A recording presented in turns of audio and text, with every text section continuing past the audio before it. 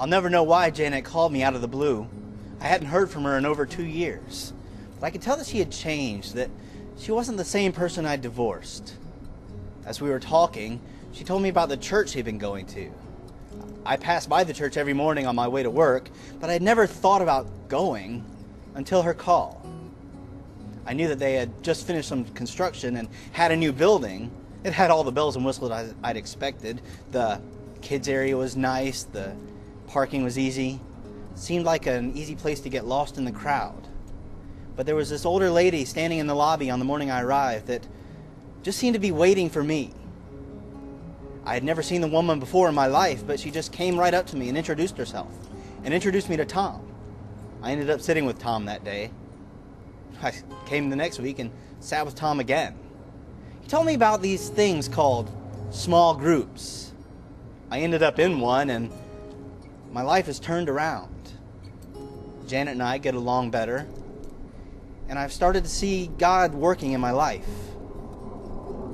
I'm getting baptized next week. Tom's going to do it. I even think Janet's going to be there. I'm glad I'm here.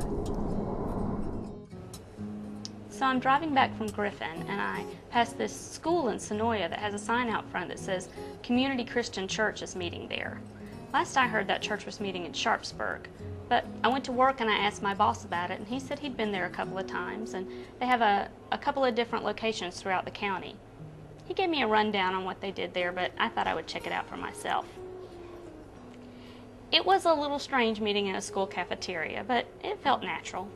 And I thought it would be weird to watch the preacher on the screen, but it was kind of nice. I can remember the first time that Jason talked about forgiveness. I actually went home and I called my ex-husband that I hadn't spoken to in 2 years. He was very shocked, but we had a good conversation.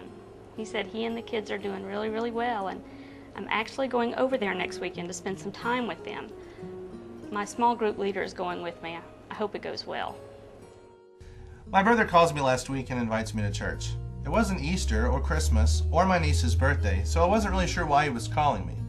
Come to find out, his church over in Madras is starting a new location near our house. He said he and Kathy would come over and go with us and then take us to lunch. If there's one thing you never do, it's turn down an invitation to lunch with my brother when he's paying. So tomorrow, we're dragging the kids out of bed and we're going to church. I know the kids enjoy it when we visit his church, so I'm guessing they'll like this one too. My wife and I, we won't mind it. Besides, we're getting a free lunch out of it. So my wife started coming to this church last year. She kept asking me to come, and eventually I did. It was kind of cool. They were playing You Shook Me All Night Long by AC/DC when I came in. It wasn't what I was expecting.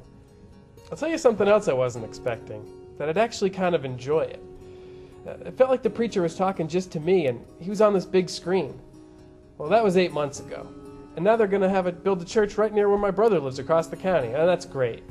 Because it's kind of hard for him to get over here every weekend. It's hard to get the family up and drive across town. But now the next location is going to be 10 minutes from his house. Now we won't have any excuses. So my friend Cindy asks me to go to church with her for like the 10th time yesterday. Don't get me wrong, I don't mind her asking. It's actually kind of sweet. I used to go to church all the time, but life just got busy. I like the idea of going to church, but I also like the idea of sleeping in and spending time with my family on a Sunday.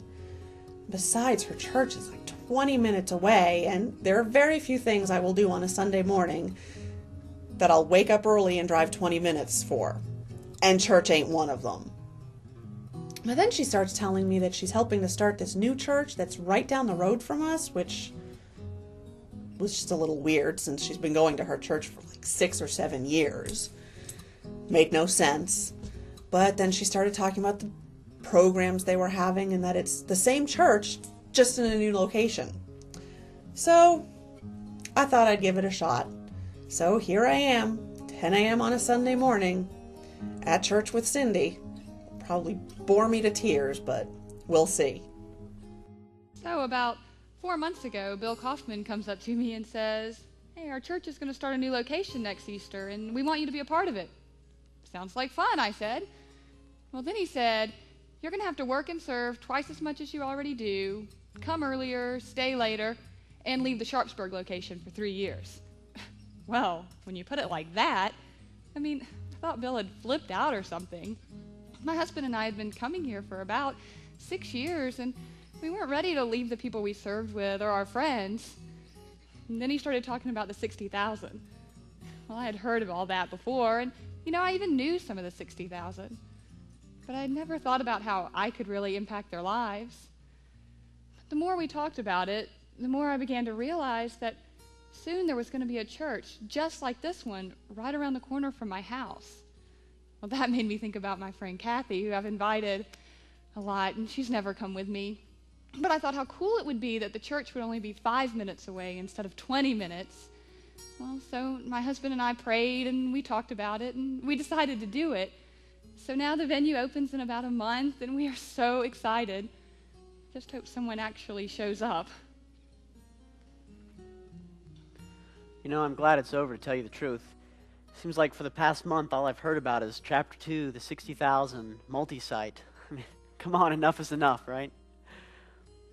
But I've been going to this church long enough, and I know the kind of change it's worked in my life. I give when I think about it, Thanksgiving, Christmas. I'd say I do better than most people. So when this whole Chapter 2 thing started up, I really thought it would just be the church begging for more money. In a way, I was kind of right. I got a call about this home fellowship thing, whatever that is, but then I found out there'd be food there and the chance to give Ed a piece of my mind, so of course I went. A lot of things they said actually made sense. Things I'd never really thought about before. Yeah, it's about the money. But after talking to God, it becomes clear it's about so much more than that. It's about getting people like me, or like how I used to be, into this building or to Madras or wherever. It's about giving those people a chance to change, like I had that chance. So here I am at Celebration Sunday, getting ready to give God the first of my 3-year commitment. I guess it'll do some good. I hope it will. But who knows?